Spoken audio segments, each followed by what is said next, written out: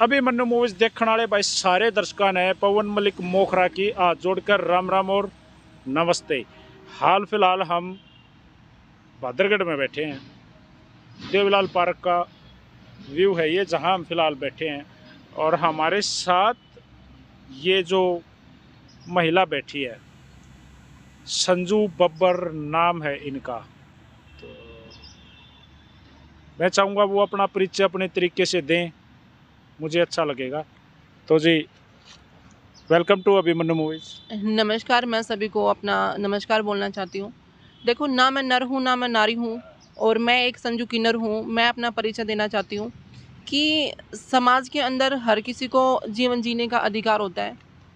जो हमें बनाता है वो ऊपर वाला बनाता है, लड़का लड़की जो भी। तो यहाँ पे भेदभाव क्यों होता है हमारे समाज के अंदर? मैं अपने बारे में बताना चाहूँगी। मेरा जो जन्म वो हरियाणा में हुआ, और जन्म के बाद मेरा पूरा रहन सहन दिल्ली के अंदर हुआ, और दिल्ली में मुझे रखा गया।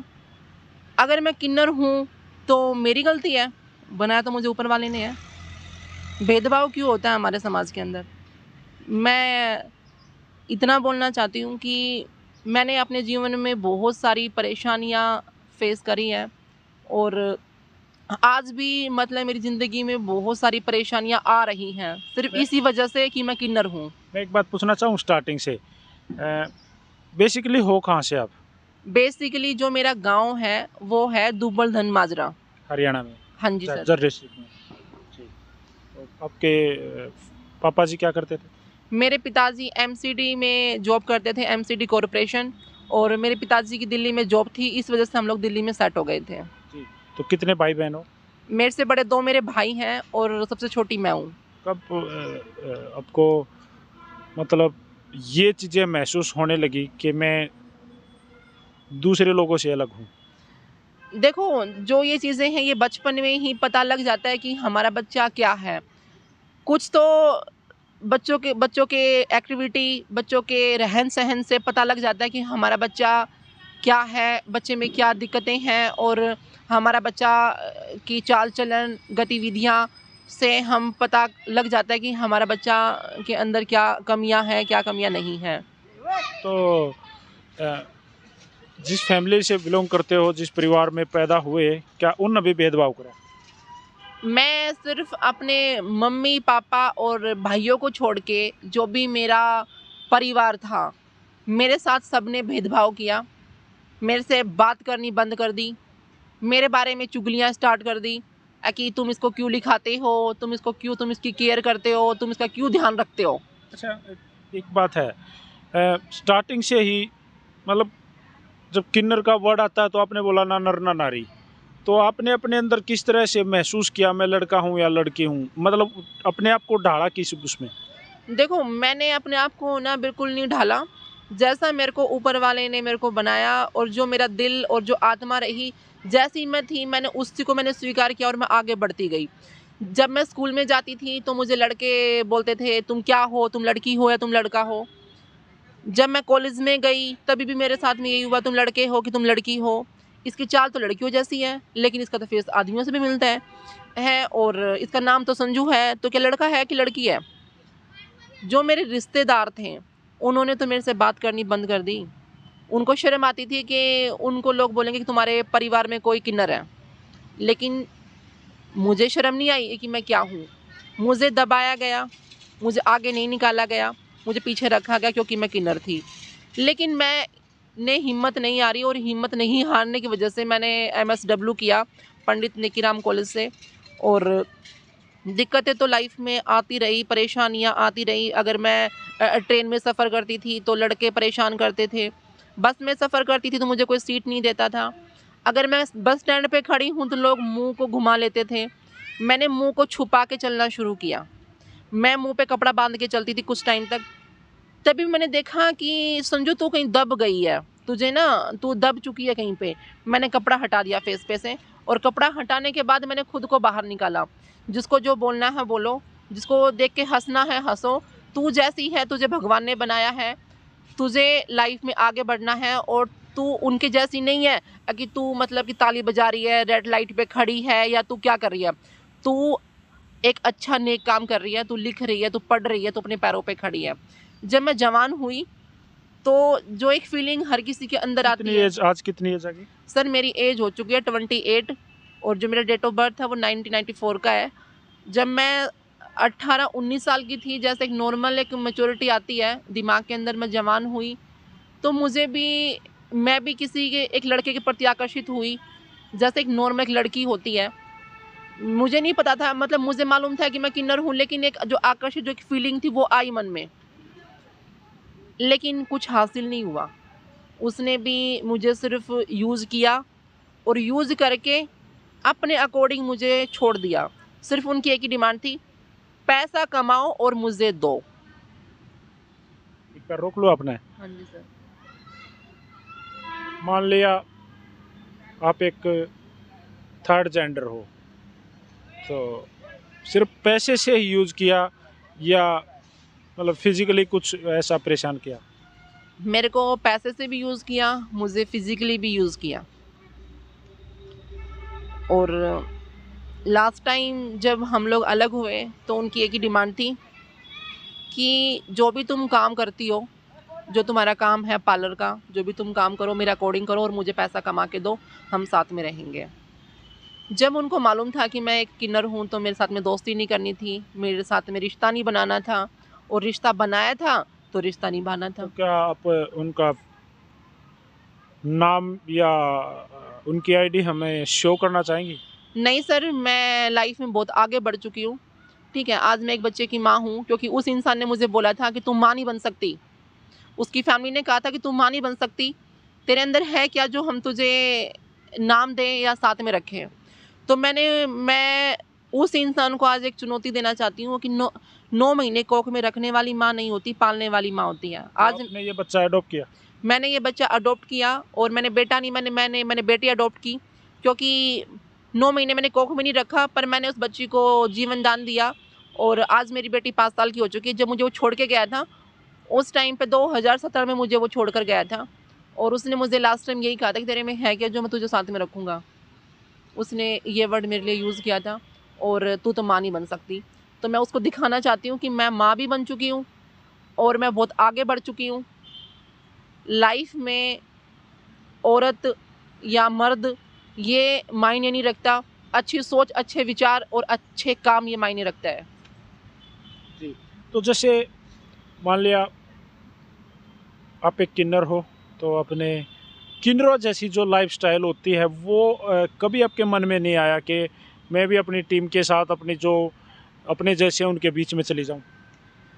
मैं ये कहना चाहती हूँ, किन्नर जो एक शब्द है ना, वो तो लोगों ने दिया है ना किन्नर। और किन्नर क्या होता है? मैं किन्नर उसको मानती हूँ जो कमा के नहीं खा सकता। मैं किन्नर उसको नहीं मानती कि जो लड़का लड़की नहीं है तो वो किन्नर है। नहीं, किन्नर वो है जो कमा के नहीं खा सकता। अगर हम किन्नर हैं, हमारे में टैलेंट है, हम कमा के खा सकते हैं, हमारे 2 हाथ पैर हैं, और मैं उनका लाइफ़स्टाइल मैं इसलिए नहीं अपना सकती क्योंकि मैं उस किन्नर को भी एक मोरल ये देना चाहती हूँ कि कोई तो रेड लाइट पे ताली बजा के 10 रुपए मांगता है और कोई उसी गाड़ी में बैठ कर आता है। किन्नरों का ये कहना है कि हमें काम नहीं मिल सकता, मेरा ये कहना है कि मेरे पास तो काम है। किन्नरों का कहना है कि जब खुशी होती तो हम लोग जाएंगे और हम पैसे मांग के लेके आएंगे, मेरा ये कहना है कि जिसकी खुशी हो खुद हमारे पास आएगा। मैं अपने आप को किन्नर नहीं मानती, मैं एक माँ हूँ और मैं अपने पैरों पे खड़ी हूँ। और किन्नर वो है जो अपने माँ बाप को कमा के नहीं खिला सकता, जो अपने बच्चों को कमा के नहीं खिला सकता। और जो किन्नर लाइफस्टाइल है, मैं उनको भी यही मैसेज देना चाहूँगी कि आप आगे बढ़ो, रेड लाइट पे खड़े मत हो, किसी के घर में घुस के मांग के मत लेके आओ, अपने टैलेंट को पहचानो। हर किसी में टैलेंट होता है मगर वो साइलेंट होता है, उसको पहचानो। पहचानना किसको है? हमें खुद को पहचानना है। काम नहीं मिल पा रहा तो कोई बात नहीं, आप कोई कोर्स कर सकते हो, सिलाई सीख सकते हो, पार्लर सीख सकते हो, वेब डिज़ाइनिंग कर सकते हो, कुछ भी काम कर सकते हो, मगर ताली बजाना और किसी का आगे हाथ फैलाना वो तो भीख मांगना हो गया। तो भीख नहीं मांगनी हमें, हमें आगे बढ़ना है और हमें कमा के खाना है। उस समाज में कभी एंट्री नहीं हुई?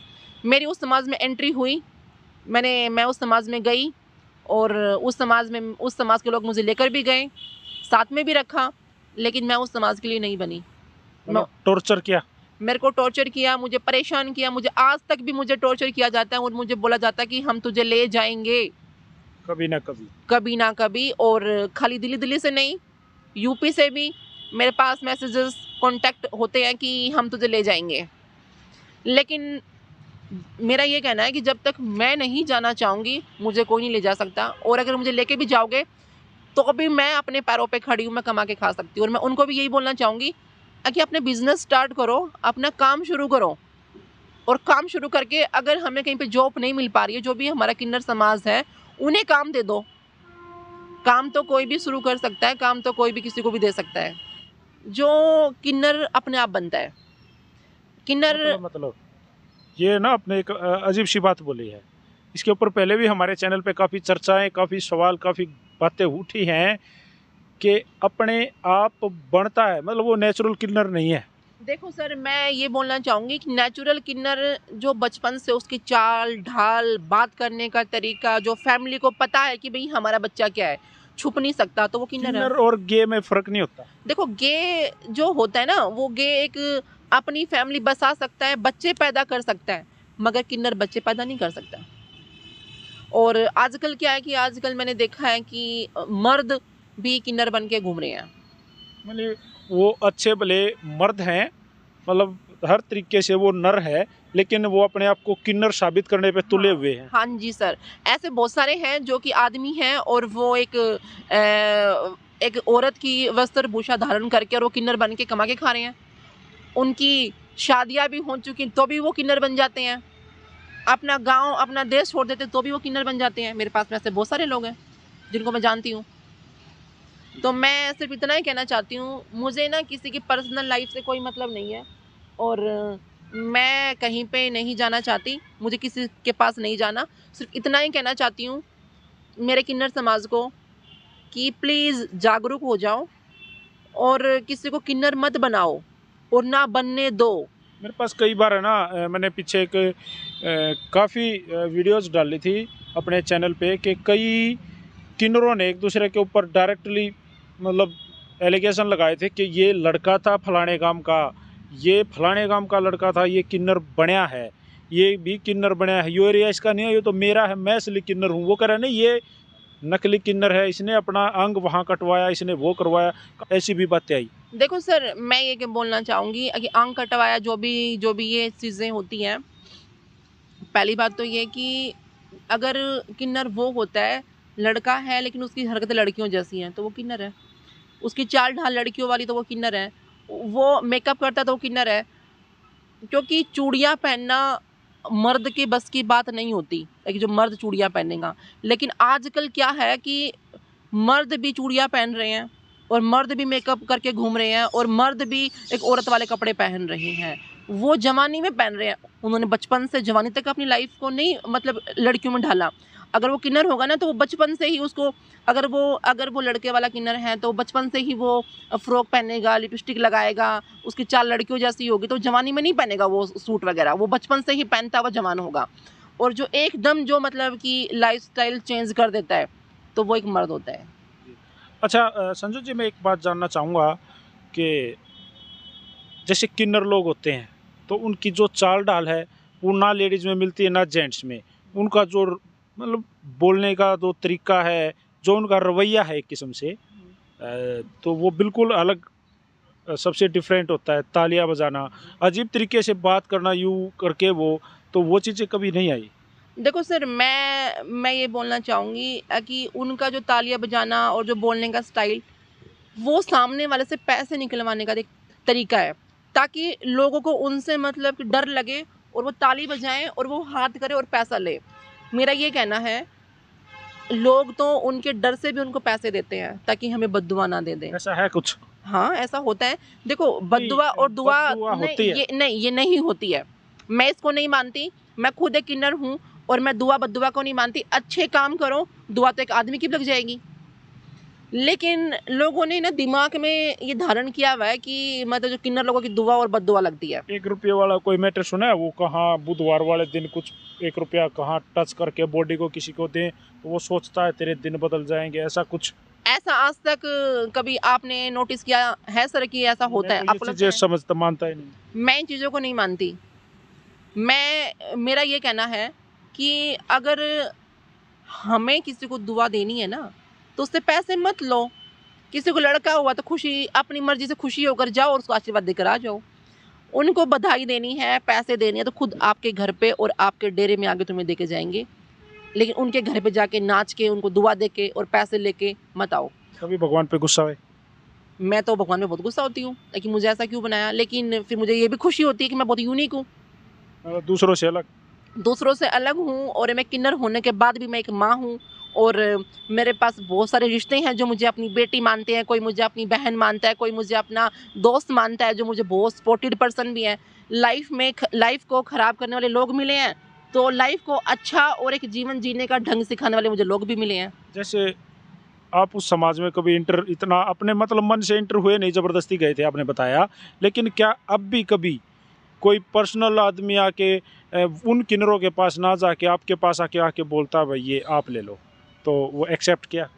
देखो मेरे पास मैं नाम नहीं लूँगी पर मेरे पास मेरी ऐसी बहुत सारे रिश्ते हैं जो मुझे अपनी बेटी, अपनी बहन और अपने रिश्ते मुझे मानते हैं। उनके घर में कोई भी खुशी होती है ना तो वो लोग मुझे तभी मुझे याद रखते हैं और दुःख होता है तो भी मुझे याद रखते हैं। पर वो मुझे इस वे में याद नहीं करते कि संजू एक किन्नर है। वो मुझे अपनी बेटी मानते हैं तो इस वे में मुझे याद रखते हैं और जैसे वो अपनी बेटी को देते हैं ऐसे वो मुझे भी देते हैं। तो अगर मुझे कोई और मेरा ये कहना है कि मैं किसी को दुआ दूँगी तो मैं तो ऐसे दुआ दूँगी, अगर मेरा दिल खुश होगा, किसी ने अच्छा काम किया होगा तो उसको दुआ दो। पैसे लेके दुआ नहीं दूँगी, तो फिर वो दुआ लगेगी ही नहीं क्योंकि दुआ तो वो पैसों से खरीदी गई है। बेटी आपने अडॉप्ट की है, बड़ी होगी, समझदार होने लग जाओगी तो उसको पता चलेगा मेरी माँ एक किन्नर है, तो उसको क्या स्टार्टिंग से ये चीज़ें बताते आओगे या एकदम से मतलब? देखो सर, मैं इतना बोलना चाहूँगी कि मेरे भाई की लड़की जो हैं, वो जवान हो चुकी हैं और मेरे भाई के लड़के हैं, वो जवान हो चुके हैं और जो मेरा भाई है, वो दिल्ली पुलिस में है बड़े वाला, छोटे वाला मेरे भैया डीटीसी में काम करते हैं और मैं एक समाज के बीच में रहती हूँ और जिस समाज में मैं रहती हूँ, वहाँ पे गली-गली बच्चों-बच्चों को पता है कि ये एक किन्नर है और जो मेरी बेटी है, वो तो मेरे लिए अनमोल है और ये चीज़ें छुपानी जब मेरी माँ ने नहीं छुपाया कि मेरी बेटी, मेरा बेटा किन्नर है, तो मैं उससे क्यों छुपाऊँगी? और जो मेरे घर के बच्चे हैं, वो जवान हो चुके हैं, मुझे कभी महसूस तक नहीं होने देते कि मैं क्या हूँ। मतलब आपको प्यार करते हैं? मुझे मेरी पूरी फैमिली, मेरे भाई के बच्चे, भाई-भाभियाँ मुझे बहुत प्यार करते हैं और मुझे वो सपोर्ट करते हैं और मुझे ये कहते हैं कि तू लाइफ़ में आगे बढ़, हम सब तेरे साथ में हैं। चश्मा क्यों लगाते हैं? क्योंकि मेरी आइज़ मेरी वीक है सर, इस वजह से मैं चश्मा काफ़ी यूज़। बड़ा लगा लिया। हाँ जी सर। और लाइफ़ में ना ऐसे रिश्ते भी होते हैं जो खून के नहीं होते हैं, लेकिन वो हमें बहुत सपोर्ट करते हैं, बहुत ज़्यादा। जब मैं परेशान होती थी, मुझे परेशानियाँ आती थी, मेरा काम नहीं चलता था, दुकान पे काम नहीं आ रहा है, तो दुकान पे ही रिश्ते बन गए। किसी ने मुझे बेटी बना लिया, किसी ने मुझे बहन बना लिया और वहीं लोगों ने मुझे काम देना शुरू कर दिया, जिससे मेरी इनकम होती। अब पार्लर आपका अपना है?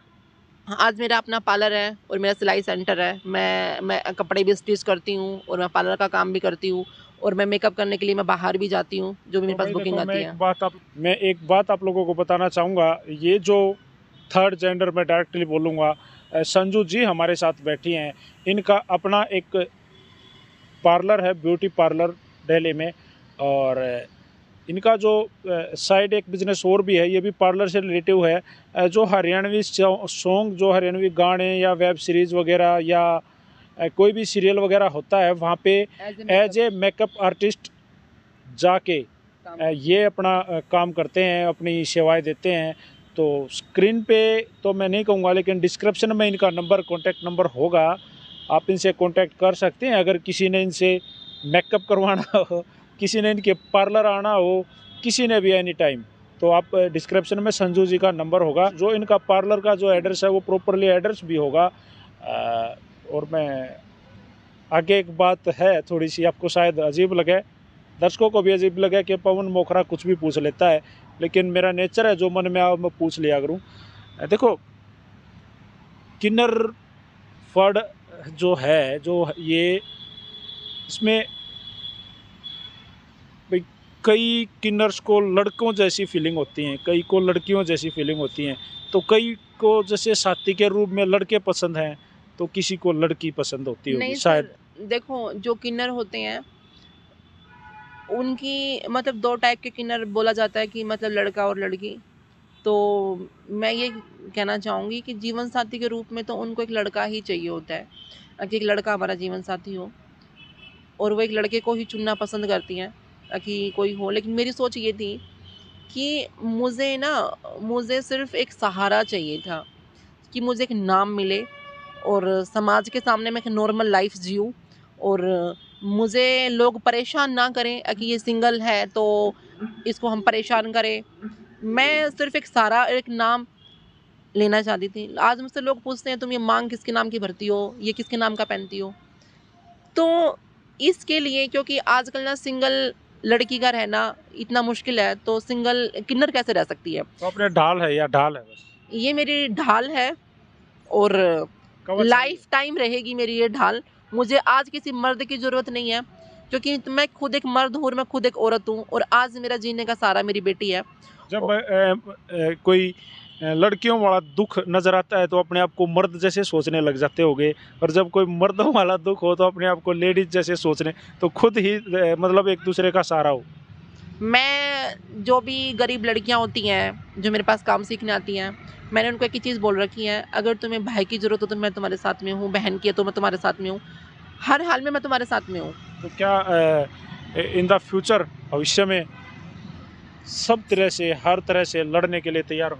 मैं फ्यूचर में लड़ने को भी तैयार हूँ, और जिसने जो भी किया मेरे साथ में, पहले जो स्टार्टिंग में हुआ, फिर वो सेकंड टाइम जो भी कुछ हुआ, सेकंड टाइम में भी हुआ कुछ ऐसा? सेकंड टाइम में भी मेरे साथ में हुआ था जो भी कुछ हुआ था, मैं उनका भी नाम नहीं लेना चाहूँगी, वो हरियाणा के बंदे थे।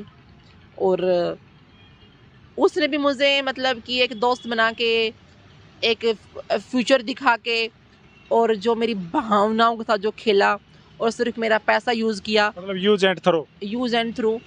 तो मैं तो उनको भी यही बोलना चाहूँगी, कहीं पे भी रहो, खुश रहो।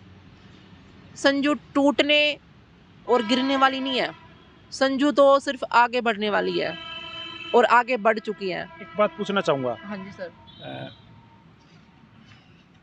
लास्ट टाइम हमारी कल शाम को ही बात हुई थी, शायद रात को हाँ जी सर। आपने मेरे पास कॉल की थी, हाँ जी सर। 8-9 बजे के तकरीबन, मेरे को याद नहीं है करेक्टली। बहुत सारे चैनल्स, मतलब social media, electronics media and मान लो प्रिंट मीडिया, ब्रॉडकास्ट मीडिया बड़े हैं। अ, अभिमन्यु मूवीज ही क्यों चुना? What the reason? क्योंकि एक होता है सच बोलना, घबराहट एक सच्चाई होती है। मुझे कुछ ना कुछ मेरे दिल ने ये कहा, मेरी आत्मा ने ये बोला कि तुम एक अभिमन्यु जो ये हैं, आप इनको अपना इंटरव्यू दो, और जो तुम एक छुपी हुई हो, जो तुम्हारी पहचान छुपी हुई है, वो अभिमन्यु ही तुम्हें बाहर ला सकते हैं, और तुम्हें दिखा सकते हैं दुनिया को, और बता सकते हैं दुनिया। क्योंकि लोगों ने ना मुझे ना लूटा है, और मुझे इस टाइप से लूटा है कि अपना बना के, सपने दिखा के, लाइफ में ये करेंगे, आपको ये काम सिखाएंगे, आपको ये करेंगे, आपको वो करेंगे। तो मैं लाइफ में इतना मतलब मुझे डर लगता है, और इसी वजह से मैं हर चीज़ को ना क्लियर कर कर चलती हूँ कि सर आप क्या फ़ीस लोगे? तो सर का जवाब यही था कि मैम हमें कोई फ़ीस नहीं चाहिए, मैं निःशुल्क। तो खुश हो? हाँ जी सर, मैं बहुत खुश हूँ, और मुझे अच्छा लगा कि आपने मेरा इंटरव्यू लिया, और आप मेरे कहने से आप बहुत दूर से बहुत दूर आए। और मैं सभी को दिल से दुआ देना चाहती हूँ, मुझे किसी का पैसा नहीं चाहिए, मुझे कुछ नहीं चाहिए, सिर्फ इतना कहना चाहती हूँ कि अगर कोई भी किन्नर किसी के घर में पैदा होता है तो प्लीज़ भेदभाव मत करो, और उसको लिखाओ पढ़ाओ, जो उसका सपना है उसका सपना पूरा करो। क्या पता वही बच्चा तुम्हारा नाम रोशन करे और आप लोगों की लाइफ बना दे। क्योंकि ना किन्नर जो है वो एक पाप अभिशाप नहीं है, वो एक यूनिक है, वो भगवान की देन है, वो अपनी देन नहीं है। और कहते ना कि मतलब ना किन्नर तो खुशियों में आते हैं, तो अगर कोई किन्नर आपके घर में है तो वो आपके घर में तो फिर खुशी है, तो खुशियाँ मनाओ, दिल दुखी मत करो अपना। तो भाई देखिए, संजू जी हमारे साथ जुड़ी थी, और बहुत प्यारा सा इंटरव्यू उन्होंने अपनी लाइफ के बारे में हमें बताया, अपने बिजनेस के बारे में बताया, स्ट्रगल के बारे में हमें बताया, काफ़ी चीज़ें हमने आप लोगों के साथ शेयर की हैं। इंटरव्यू कैसा लग गया पहले तो ये बताना, इस इंटरव्यू में कुछ कमी रह गई हो वो बताना, बढ़िया क्या लग गया वो बताना। संजू जी कैसी लगी? वो बताना, इनका काम कैसा लगा वो बताना। वीडियो तुमने देख ली, हर बार जो कहूँ हुआ है बात, वीडियो को शेयर कर दो और आप हमारे दर्शकों को एक तगड़ी सी राम राम ठोक दो।